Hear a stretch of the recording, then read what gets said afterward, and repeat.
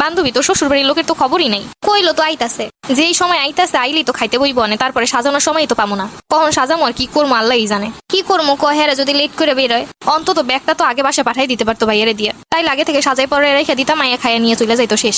জানিস তো পোলার খালা কেমন, ওই খালার জন্যই সবকিছু এরম। খালায় নাকি কইছে হে আইয়া নিজেই সাজাইবো, এইগুলো একদম বেশি বেশি। এর খালার যে বয়সে কি সাজার কিছু বোঝে নাকি? পার্লারের কথা কইছে, পার্লারেও নাকি যাইতে দিব না। তুলা বাইরে সব জিনিসপত্র কিনতে কইছিলাম যেন ঘরে বসে সুন্দর করে সাজাইতে পারি, এখন নাকি তার খালা এসে সাজাইবো। দেখ ভালোই লাগে না। তোর আর কি কমা, আমার যেই পরিমাণ রাগ হইতেছে মনে হইতেছে বিয়ে টিয়ে রাইখে চইলা যাই। কালকে সারা রাত ঘুমাইতে পারি নাই, যেখানে যা সবকিছু আমার কইয়া দেওয়ান লাগতেছে। সব লোক আইয়া গেছে অথচ বিয়ের বউই সাজে নাই। দেখবি না আরো কি কি হয়। আইলি কোন রকমের শাড়িটা পরাই নিয়ে চইলা যাইব না। আমার যে চাচা 2 মিনিট সময় দিব না, চাচা বলবো না আর সাজানো লাগবো না, তাড়াতাড়ি বেরো। কত কি ভাবলাম আর কি হইতেছে। আমি আগে হইতেই জানতাম এরমই রইব।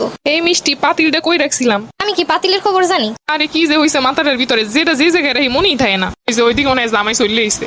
দোস্ত আমার তাতে যাওয়া লাগবে। হন দুলা বাইরে কইয়ে দিস, আমি কিন্তু 10,000 টাকাই নিবো। আচ্ছা ঠিক আছে, আমি কইয়ে দিছি। না জানি গেটের হইনি আবার কি ঝামেলা হয়। দেয়াতেই বুঝলে আর গেটই ধরতাম না। জামাইটা মনে হয় কিপটা, নাইলে কেউ গেটে 500 টাকা দেয়। এরা যে কেন বিয়ে করতে আসে আল্লাহই জানে। আগেই কিন্তু বইলা দিছে 10,000 টাকা ছাড়া গেট ছাড়বো না, অথচ 500 টাকা দেয় কেমনে? আমরা যে কিছু কমো, চাচারাই তো কিছু কইতে দেয় না, কয় যা দিছে এই নিয়ে চলে যা। এরকম করবে জানলে গেটই ধরতাম না। আচ্ছা বাদ দাও, দেখি বাসর ঘরে কি করে। বাসর ঘরে দিবে কৌসু, গেটই সবার সামনে দিছে 500, বাসর ঘরে আর 100 দিবে। বৌদি আমাকে বসে আছে। আইসে ডঙ্গি মহিলা। আমা মাইয়ে মনে হয় পার্লারে গেছিল। আমি ওই দিনও দেখছিলাম, কইছিলাম না তোরে মাইয়ে পার্লারে যায়। বউ এই হইছে তোমার শাশুড়ি আম্মা। আসসালামু আলাইকুম। ওয়ালাইকুম সালাম। বোন গো, আমার পোলা ডাইসকে হইতে পর হয়ে যাইব। আরে কি যে কোন, পর হইতেই দিব না। এই নাও বউ, তোমার ব্যাগের ভিতর সবকিছু আছে। আইয়ার মুরব্বীরাও আহেন, দেখে যান কি কি নিয়ে আইছি। আল্লাহ রে, বান্ধবীদের কপালে যে কি আছে আল্লাহই ভালো জানে। এই যে শাড়ি আছে দুহান, 3 পিস আছে দুহান, আর কসমেটিক্স এই যে সবকিছুই আছে। ও গামছাও আছে একখান। আরে আল্লাহ এই নিয়ে আইছে মাত্র 2টা 3 পিস, আর ওই শাড়িও লই আইছে দুহান। এই সম্বন্ধ লোক নাকি পাগল হয়ে গেছে।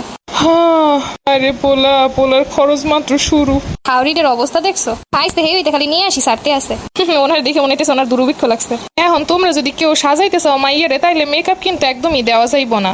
আর যদি আমরা সাজামো, তাইলে আমাগো তো আমরা যে রকমের পছন্দ করি সাজাই নিয়ে যাবো।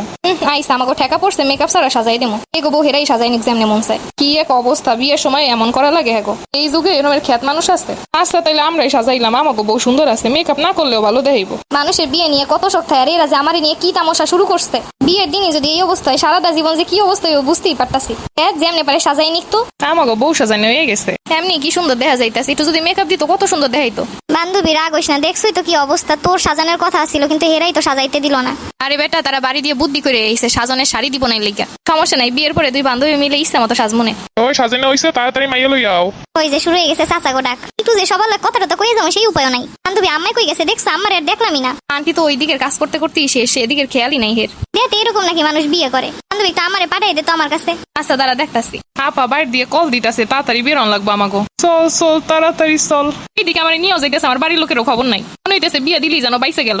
ও মা, কই থাও তুমি? সেই থেকে তোমারে খুঁজতাছি। দাঁড়া মা, অনেক কাম এইদিকে। তুই আই এলো, তারপর 2জন মিলে কান মনে। এখন কত সময় নেই কাজের চাপে। বুঝুই তো এল্লা মানুষ কেউ নাই। আরে আল্লাহ, যাওয়ার সময় যে একটু কানমো মায়েরে ধরে, সেই উপায় নাই। আসো বউ, ঘরে আসো। আল্লাহ রে, ঢুকতে এরম লাগতেছে, ঢোকার পর কি হইব? কি দাঁড়াই আসো কেন? আসো। এটা কি হইলো? কি হইলো আবার? বাইরে গেলা কেন? ওই আসো, ভিতরে আসো। হ্যাঁ, ভিতরে আসলি কাজের বউ হয়ে যাইতাছি। আমি যাইতাম না, ভিতরে গেলি কাজের বউ হয়ে যাইতাছি। আরে এইটাই তো শ্বশুর বাড়ির ম্যাজিক। আসো ভিতরে আসো।